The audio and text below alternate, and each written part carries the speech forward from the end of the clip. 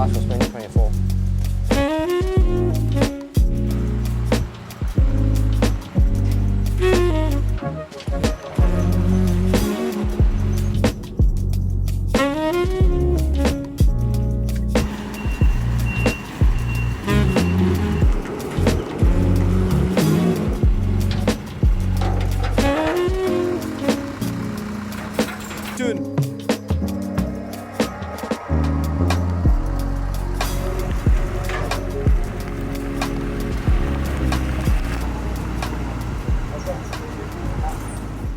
Okay, there we have it. She's now at her new home at Aylezo. So my intention with this car, what am I going to do? I've been thinking about it for the last couple of weeks now. I think I'm going to go down the RESTOMOD journey. Not sure whether you guys will agree with me or not. Apart from that, of course, I want to make sure that all the mechanical parts are working in the best conditions, and I'm going to get all that checked through with our in-house Porsche mechanic here. And then eventually I want to modernize the car a little bit more towards the interior rather than the exterior. Exterior, I'm going to keep it as original as possible. Perhaps I will just upgrade the wheels to slightly bigger size. So for now, I'm just going to enjoy the car as it is until we start stripping the car apart.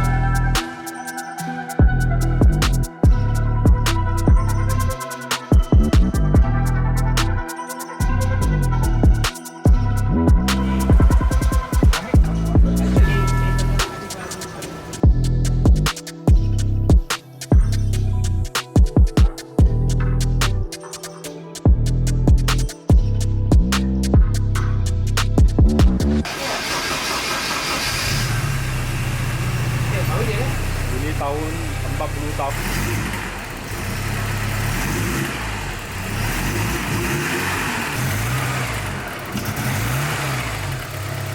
Before the RESTOMOD journey begins, I want to drive it as it is to check out, see if there's any other issue. So today we are giving it oil change service, basically to replace all the old oil, new filter as well, draining out the old fuel, replacing the spark plug as well, and then of course we're going to check all the other hoses, see whether they're worn out or they leak, and as soon as I have the full report from the mechanic, at least I know what parts to order, and then we will start the RESTOMOD journey.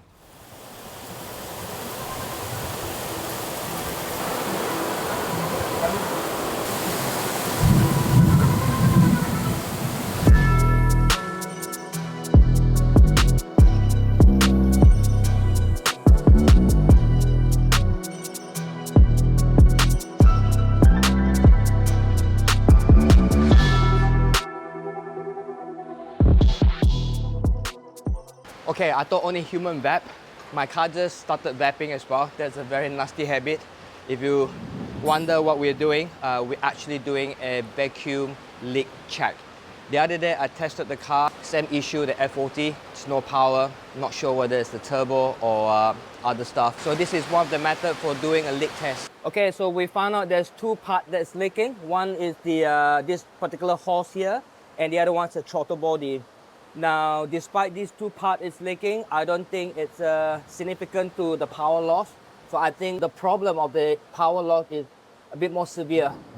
So good to know that all the hoses are good, but still, you know, we'll try to change whatever that we can, especially when the car is at this age. Next, we need to continue to diagnose for the power loss problem, get it fixed ASAP. Apart from problem with some of the hose leak, we don't have a horn, so then I asked the guys to check, see what happened, and guess what? We found out that the cable underneath the steering rack is fully oxidized. It's like cancer stage 4.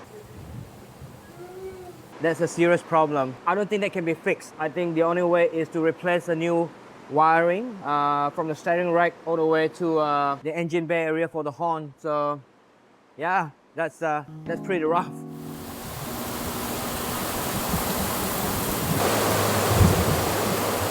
Just rather be alone in my zone writing poems. When I get in, I take a shower, read a book and feel empowered. Smoking on that sour got me counting down the hours, thinking of all the shit that they could do but won't allow us. Then I realize they all some cowards. The world is ours. Me and my brother twin like the towers, and we want it now, never later. No more favors done with all these traitors who be haters on the low. They just hate to see you grow, so I'd rather be alone in my zone writing poems, cause I'm never on the road, and I'd rather stay at home. And life moving fast lately, trying to get a grasp, and every day I'm mad lately. Never let it drive me crazy. Do this for my old lady. Yeah. Stay quiet, better close your lips. We never thought we'd get our chance. Okay, here's the story. When I first test drove the car misfiring. So I thought, okay, no big deal, you know. And then I went ahead and purchased the car because the car is beautiful, you know. It's very well kept, very well preserved, and very, very low mileage. I was very happy with the car. As soon as we got home, we started looking into the problem. It's sheer frustrations. After we replaced the spark plug, it wasn't the plug, it wasn't the coil, it wasn't the fuel. We checked all the vacuum leak. We found a couple of hoses, but those are just minor. We looked for everything that we know of, yet the problem is still there. And the symptom is basically feels like it's misfiring, no power. Some day the car can idle well, another day it doesn't. But the biggest problem with this sort of car is because it's 40 years old, the diagnostic system in this car is pretty Jurassic. We do have a modern diagnostic tool, but unfortunately we do not have the 944 turbo software. And today the modern mechanic or the modern technicians, they work very differently. Car today and back then, it's very different. This sort of car, you really need to know what's the problem. Track them down, trace one problem after another. Basically, it's a try and error thing, you know? Not like the modern car where you just plug it in and it pinpoint the problem exactly and you can just replace it. Having said all that, we're not giving up.